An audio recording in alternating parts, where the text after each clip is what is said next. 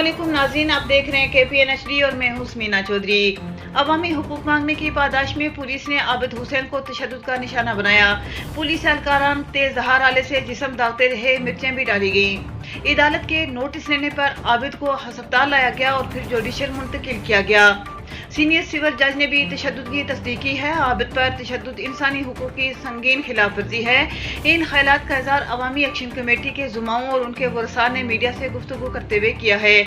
उन्होंने मुतालबा किया है कि पुलिस हिरासत में जब तक मजलूम आबिद हुसैन पर तशद्दुद करने वालों को मुअत्तल करके FIR नहीं दर्ज की जाती, किसी हुकूमती टीम से मुज़ाकरात का सवाल ही पैदा नहीं होता।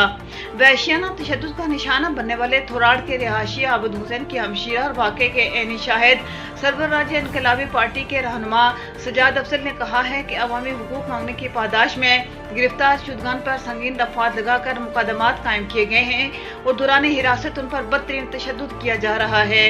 अदालत के हुक्म से कबल उनका मेडिकल भी नहीं करवाया जा रहा था और न गुल साहब को मिलने की इजाजत दी जाती थी। पुलिस ने थानों को टार्चर सेल बना दिया है और रियासती दहशतगर्दी शुरू कर रखी है। गिरफ्तार शुदगान को ज़हनी तौर पर भी टार्चर भी किया जा रहा है। चादर और चार दीवारी का तकद्दुस पामाल किया जा रहा है। रात के अंधेरे में घरों में छापे मारे जा रहे हैं। उन्होंने मुतालबा किया है कि इंसानी हुकूक की तंजीमें और आला अदलिया नोटिस ने तशद्दुद करने वाले एहलकारों के खिलाफ कार्रवाई की जाए। मज़ीद न्यूज़ अपडेट्स के लिए देखते रहिए KPN HD।